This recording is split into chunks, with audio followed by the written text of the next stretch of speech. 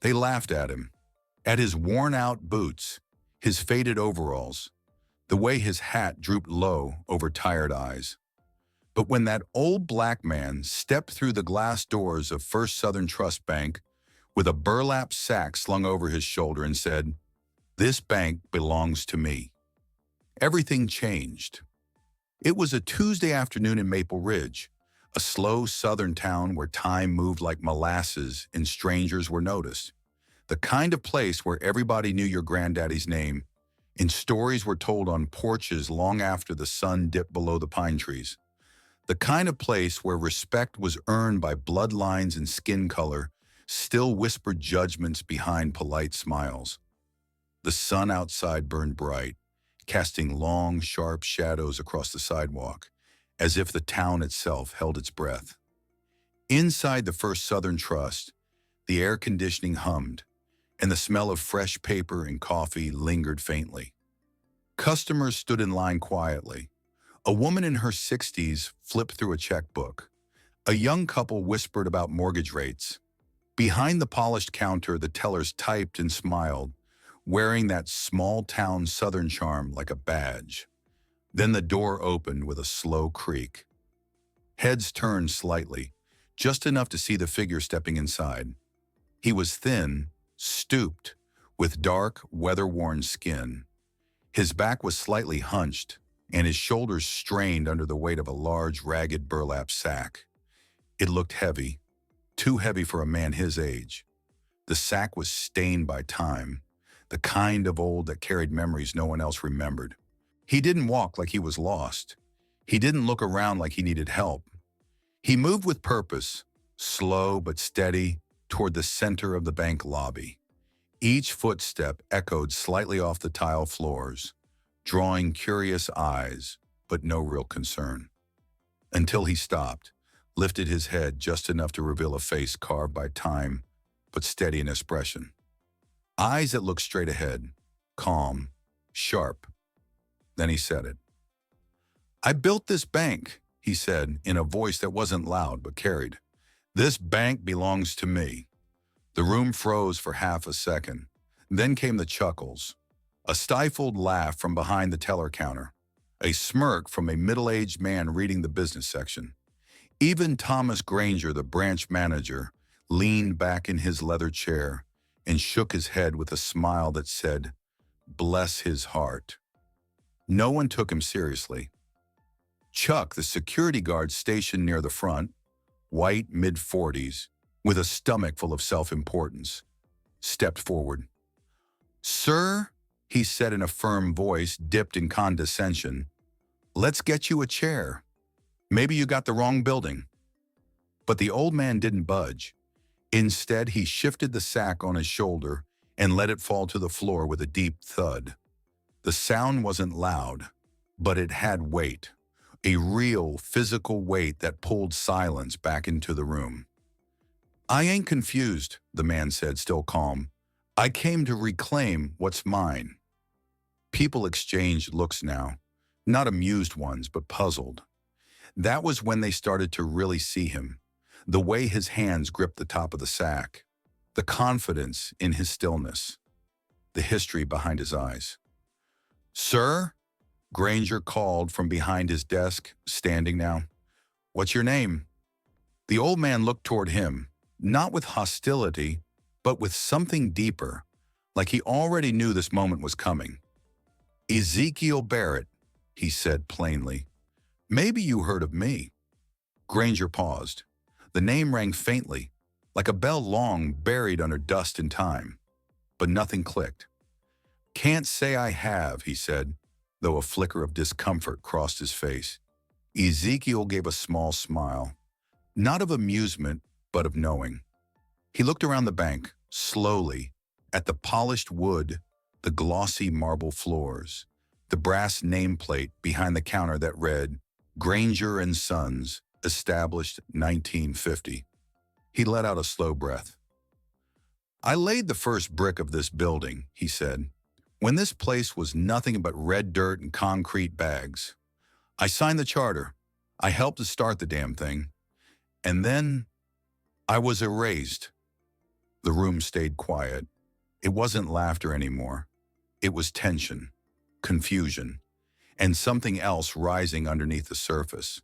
Chuck stepped forward again, now more cautious. "All right now, Mr. Barrett," he said, hand near his belt. "We don't want any trouble." Barrett didn't flinch. He simply bent down, his knees creaking, and slowly opened the sack. The moment his fingers pulled back the fabric, the entire tone of the bank shifted. Not with noise, not with drama, but with a creeping, unmistakable sense that something real had just walked in. That maybe this wasn't a crazy old man after all. That maybe this wasn't going to be an ordinary Tuesday. And so, in a town that thought it had buried its secrets beneath marble and money, the past stood up, shook off the dust, and spoke its name. And his name was Ezekiel Barrett. Chuck stood a few feet away, hands still hovering near his belt, his eyes locked on the old man with a look that tried to balance caution and authority. But behind that security stance was something else. Dismissal. The kind that black folks like Ezekiel had seen for decades. The kind that said, "You don't belong here." Not really. The bank had grown quiet, but not out of respect. It was the kind of hush that comes right before the punchline of a bad joke. Customers whispered behind cupped hands. A teller leaned toward her coworker and muttered, "Poor old man's lost his marbles," not knowing that every word hung in the air heavier than she realized. Thomas Granger, still behind his desk, forced a smile, the kind reserved for confused clients and harmless seniors. "Mr. Barrett," he said, using the name now, but with a soft, patronizing tone, "even if you helped build the place, and I'm not saying you did, it doesn't mean you own it now. You'd need to show some kind of documentation, something recent." There it was, the assumption that he had nothing, that a black man with dusty clothes and a burlap sack couldn't possibly hold anything worth listening to, let alone proof of ownership.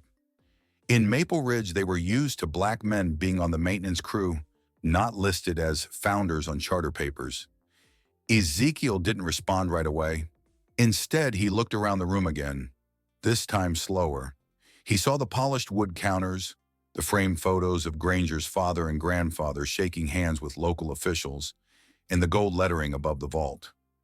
Everything in this place was meant to feel permanent, as if history started the day the Granger family said it did.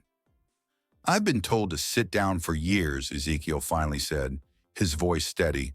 "Told I was mistaken, told I was confused. But I've never been mistaken about what they took from me." Granger's smile faded slightly. Chuck stepped closer. "All right, sir," he said more firmly now. "Let's not cause a scene." A scene? The irony nearly made Ezekiel laugh. He'd lived through real scenes, real injustice. The kind you don't read about in polite history books. Backroom deals made by white men in suits while black men were pushed out with a handshake and a silence that lasted generations. But Ezekiel didn't laugh. Instead, he crouched down again, fingers wrapping around the aged flap of the sack. With a single motion, he peeled it back just a little more, and there, for all to see, sat bundles of currency, old banknotes bound in faded straps, printed with the bank's original seal, one no one had seen in over 50 years. The bills weren't fake. They weren't props. They were real American dollars issued when Eisenhower was still president, and when men like Ezekiel were building America brick by brick without ever getting credit. Gasps escaped from the lobby. One woman took a step back. A younger man near the door squinted, recognizing the vintage logo from a history class. Granger stepped out from behind his desk now, slower than before. "Where did you get these?" he asked, his voice tight. Ezekiel looked him dead in the eye. "I didn't get them. I earned them. Every last one." The weight in the room shifted again, this time with unease. It was no longer a joke, no longer a story to laugh about over dinner.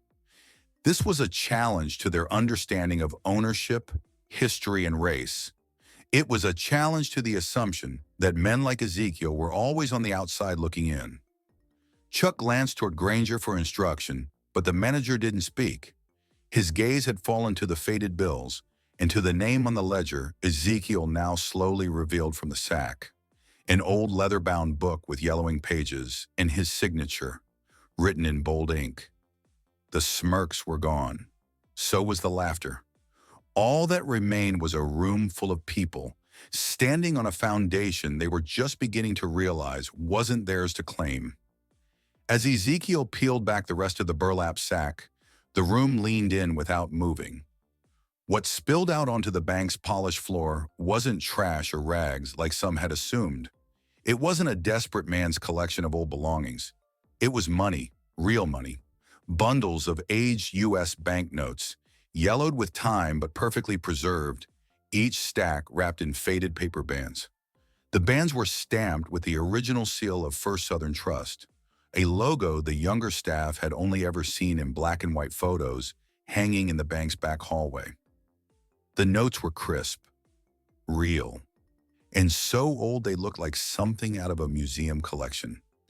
Denominations printed before color security threads, and holograms became standard. A $10 bill sat right on top of the first bundle, dated 1952. The entire lobby stared. Then came the ledger.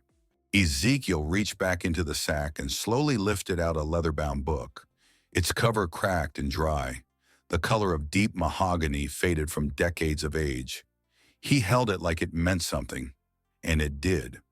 The spine was worn, the stitching fragile, but the book was intact. He opened it with care, as if every page was a memory. Inside were names, dates, figures, business records, bank drafts, personal notes, and there on the third page was a signature. Clear, steady, unmistakable. Ezekiel Barrett, co-founder, First Southern Trust Bank. March 7th, 1948. Granger froze. His eyes flicked between the signature and the framed certificate behind him, the one bearing his grandfather's name. Chuck took a step back. He wasn't a banker, but even he could recognize what he was looking at. A customer near the entrance murmured, "That can't be real." But her voice didn't carry certainty. It carried fear. No one laughed anymore. Ezekiel didn't say a word. He just kept turning pages, and with each one, the temperature in the room seemed to drop. The ledger told a story, his story, one no one had believed until now.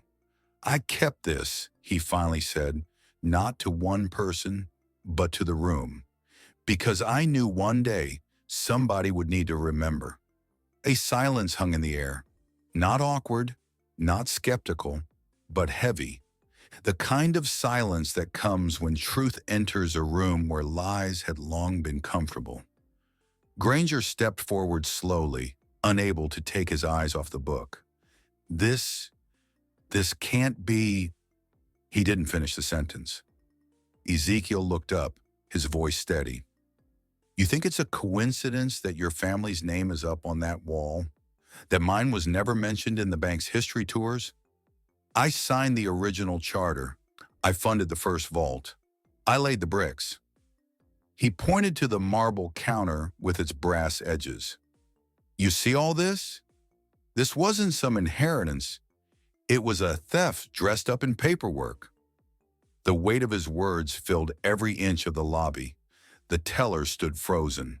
One of them, barely out of college, clutched a deposit slip in her hand, her fingers trembling just slightly. Another reached for her phone, then slowly pulled her hand away. Something about the moment felt too sacred to interrupt with a screen. And then, one by one, eyes turned toward the documents Ezekiel had laid out on the floor. Legal contracts, notarized agreements, ownership records, all sealed, signed, and dated from a time long before anyone in the room had even been born. It wasn't just the documents. It was the pain in Ezekiel's voice, the certainty in his hands, the dignity in the way he stood tall, despite the years that had passed, and the respect that had long been denied. That sack, once mocked, once assumed to be filled with junk, had become something else entirely. It was now a time capsule of justice, and it had cracked open the truth. Granger stood frozen, the document still clutched in his hands. He looked down at the crisp signature, Ezekiel Barrett, as if seeing a ghost. His mouth opened slightly, but no words came out. Around him, the bank employees had gone quiet, their postures stiff, their gazes shifting nervously between the old man and the evidence that now lay at his feet. Ezekiel looked around, slowly, not with anger, not with pride, but with a sorrow that had clearly aged alongside him. "You want to know why no one's ever heard of me?" he asked softly, eyes landing back on Granger. "Why my name ain't in your brochures or on your website or on any of them shiny plaques hanging on the wall?" He gave a small, humorless chuckle. "Because I was erased." That word, erased, hung in the air like smoke. "I co-founded this bank in 1948 with a man named John Whitmore," Ezekiel said, his voice steady, though thick with memory. "Back then, it was just an idea. We worked side by side. Same hours, same investment. But when the money started rolling in and the town started paying attention, he changed." Chuck stood still now, arms crossed loosely, no longer trying to play authority. Granger lowered the document slightly, as if the truth had begun to weigh more than the paper itself. "John told the board I was too old-fashioned, that I didn't understand modern finance. He said I didn't have the education," Ezekiel continued. "What he didn't say was that I was black, and in 1952, in a town like Maple Ridge, that was all they needed to hear." The truth settled like dust into the corners of the room. "He rewrote the partnership agreement while I was out of town visiting my wife's family in Georgia. Had the paperwork refiled with the county, reassigned the property deed, took my name off everything." He paused. "Said I'd sold my shares, said I'd retired." A murmur rippled through the room. "I spent 10 years fighting it," he said. "Letters, lawsuits, appeals. But the courts didn't want to hear from a colored man claiming ownership over a white-owned bank." He tapped the ledger with one weathered finger. "So I kept the proof. I kept it when they laughed at me.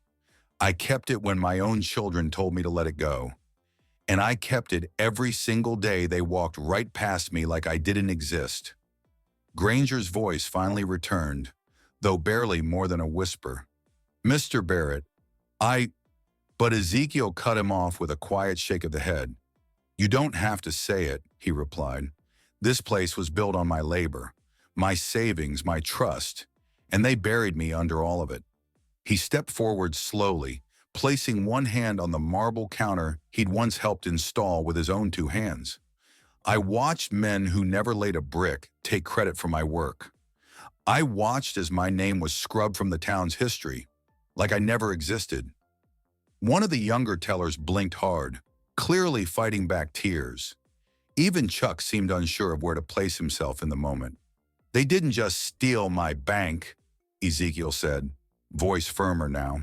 "They stole my legacy." A pause followed, heavy, sacred. It wasn't just about land or money. It was about a life stolen quietly, efficiently, through legal deceit and racial exclusion, wrapped in the polite language of policy and procedure. Ezekiel let his hand fall from the counter. "And now, after all these years, I'm done asking to be remembered." His eyes scanned the room once more. "I came here to make sure no one ever forgets again." Granger stood frozen, the leather-bound ledger still open in his hands, his eyes scanning the pages as if searching for some loophole, some thread of doubt he could pull on. But there wasn't one. The ink had aged, but the signatures were unmistakable. The seals were authentic. The pages were brittle but complete, stamped and dated in ways no forgery could ever replicate. Behind him, on the wall of the bank's main office, hung a series of framed certificates, founding documents, press clippings, glossy awards celebrating 3 generations of Granger leadership. But now in his hands was the document that told a different story, one that no PR team could spin, one that refused to be forgotten. He looked up slowly at Ezekiel, who stood tall despite the years, his presence calm but unwavering. There was no arrogance in the man's posture, just truth, and it was undeniable. Chuck shifted his stance near the entrance, glancing over at the crowd of customers and employees who had gathered quietly behind the velvet rope. No one dared to speak. The room had taken on the weight of something sacred, something that demanded reverence. Ezekiel opened the final folder from his sack. Inside were certified copies of the original property deed, notarized ownership agreements, and the first articles of incorporation, each document dated between 1947 and 1950. Each one bore the name Ezekiel Barrett, either as primary investor, co-founder, or sole landholder. One sheet in particular made Granger's breath catch, a county-stamped deed, naming Ezekiel as the original owner of the land beneath the very building they were standing in. It wasn't just symbolic, it was legal, and it meant everything they thought they owned had never been rightfully theirs. This deed alone, Ezekiel said quietly, should have been enough to stop what they did to me. Granger ran a hand down his face, now pale with realization. If these documents are legitimate, he began, then trailed off, already knowing the answer. They are, Ezekiel replied, firm but not angry. And the seal on that corner proves it. He pointed to the faded but still visible stamp from the Maple County Clerk's office, dated October 3rd, 1949. The room held its breath. Then one of the tellers, Amanda, the young woman who had earlier whispered a dismissive comment, stepped forward. She moved slowly as if approaching something fragile. Kneeling down, she reached out and carefully picked up one of the old banknotes lying on the floor. She turned it over in her hands, eyes wide, her voice just above a whisper. It's real. That small moment broke the spell. Another teller followed, then a customer in line. One by one, people stepped forward, not to touch the documents, but to acknowledge them, to see them, to finally witness what had been hidden for over half a century. Chuck, now with his arms crossed, but no longer in a position of power, nodded slightly toward Ezekiel. It wasn't approval, it was respect. Granger looked down once more at the documents. His legacy, his family's legacy, was built on a lie they never told him but always benefited from. He felt it now, pressing in on him from the walls, from the floors, from the polished desk he had always been proud to sit behind. "Mr. Barrett," he said at last, I don't know what to say." "You don't have to say anything," Ezekiel replied. "The truth already has." And the room, once filled with laughter and assumptions, now stood quiet, not with guilt, but with clarity. There was no debate left, no clever excuse, no technicality, only proof, and it could no longer be ignored. The silence inside First Southern Trust had taken on a life of its own, thick, unspoken, yet undeniable.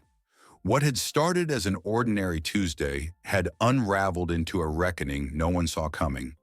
The polished floors, the brass light fixtures, the framed family portraits, they all looked different now, as if the building itself were aware of the lie it had been built upon. Granger stood still, his fingers still grazing the edge of the ledger, as if it might vanish the moment he let go. But it wouldn't. It was real, it was heavy, and it had brought with it a truth no amount of corporate polish could shine away. Ezekiel said nothing more. He didn't need to. The papers had spoken. The ink, faded though it was, still held more weight than the bank's mission statement, printed in bold letters near the entrance. Then softly, without prompting, Amanda, the young teller who had been the first to touch one of the old bills, stepped forward again.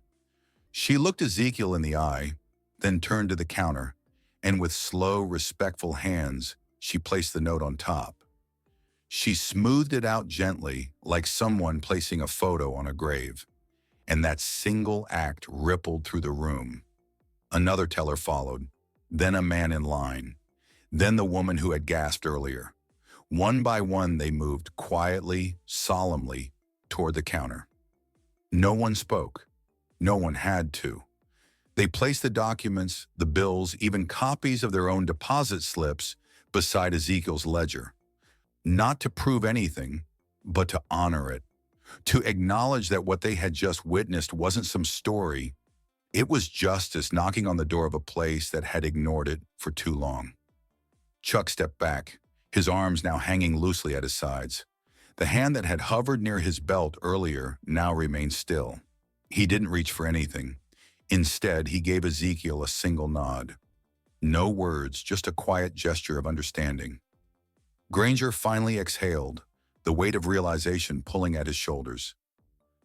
"This changes everything," he muttered. Not to Ezekiel, not to anyone in particular, but to himself. And it did. Because in that moment, the past and present collided. A truth buried for generations had surfaced in the most public of ways. The people who had laughed were now solemn. The ones who had dismissed were now witnesses. There was no policy manual for this, no training video, no press release. It was just a man, a sack, a story, and the weight of a forgotten name finally spoken aloud. A reckoning, not loud, not violent, but firm, clear, and impossible to ignore. Ezekiel stood in the center of the lobby, his hands calm at his sides, the burlap sack now empty at his feet. There was no need for further explanation, no demands, no dramatics. The truth, laid out across the marble floor, had already done the speaking, and everyone in that room had heard it loud and clear. For the first time in decades, he wasn't invisible. The man they had laughed at, the man they'd mistaken for a confused drifter, now stood taller than anyone in the room. Not because of his height or his voice, but because of the weight of truth that backed him. He didn't come to plead. He didn't come to ask for permission. He came to reclaim what had always been his, even when the world refused to admit it. Granger slowly closed the ledger, placing it gently on the counter as if it were a family heirloom, because in a way it was, just not his. "Mr. Barrett," he said quietly, "I know this won't be the end of it. There'll be questions, lawyers, probably a court date." Ezekiel nodded once. "I know," he said. "They'll stall, deny, drag it out till time wears me thin. That's what they always do." Granger's voice dropped. "And if they fight it?" Ezekiel didn't hesitate. "Then they'll be fighting the truth, not me." There was something in that sentence, calm, steady, undeniable, that seemed to silence even the quietest doubt still lingering in the room. He bent slowly, picked up the now empty sack, and slung it over his shoulder with the same care he had when carrying in the weight of the past. The documents, the bills, the ledger, all of it had been left in their hands, not because he couldn't carry it out, but because he no longer had to. The bank lobby watched in stillness as Ezekiel turned, his steps slow, his spine straight. He walked past the polished counters, past the stunned employees, past the golden seal embedded in the tile that once excluded his name. He didn't glance back. He didn't need to. At the door, Chuck stepped aside without being asked. He opened it for him. No orders, no hesitation, just instinct, just respect. The light outside had shifted. The sun was beginning to dip, casting a golden glow over the quiet town of Maple Ridge. It was the kind of light that blurred the line between past and present, between what was and what should have been. And as Ezekiel Barrett stepped through the threshold, leaving behind the marble floors and stained history of a place that had once stolen his name, a new kind of silence settled over the bank. Not fear, not shame, but reverence. A quiet exit, yes, but one more powerful than any words could have ever delivered. The sun dipped low over Maple Ridge, casting long shadows on the brick sidewalks and rustling the leaves that lined Main Street. Inside First Southern Trust, the lobby remained still, though Ezekiel Barrett was long gone. But something had shifted, not just in the air, not just in the people, but in the very bones of the building itself. The laughter that once filled the room had vanished, replaced by a quiet reckoning. The kind that doesn't fade with time, because it plants itself deep in memory, in conscience, in legacy. Ezekiel didn't come for revenge. He didn't scream. He didn't demand. He came to be seen, to be heard, and most of all, to be remembered. And now no one could forget. What happened that day wasn't just about one man in a bank. It was about every story erased, every name scrubbed from history because it didn't fit the image others wanted to present. It was about the quiet, calculated theft of Black excellence across generations, hidden behind policy, masked by procedure, and buried under polished floors and family plaques. For so long, men like Ezekiel Barrett were written out of the story, not because they didn't contribute, but because they did. Because their success threatened the lie that power only belonged to one kind of person. But the truth doesn't stay buried forever. Not when it's carried with dignity, not when it's backed by proof, not when someone dares to walk through the front door with a sack full of forgotten history and the strength to face a room full of doubt. This was more than a moment, it was a message. That justice isn't always loud, that legacy can't be stolen when the truth walks back in, and that sometimes the most powerful sound in the world is silence after the truth is finally heard. If this story moved you, challenged what you thought you knew, or reminded you of someone forgotten, share it. Because stories like Ezekiel Barrett's aren't fiction. They're history waiting to be told, and it's time we start telling it right.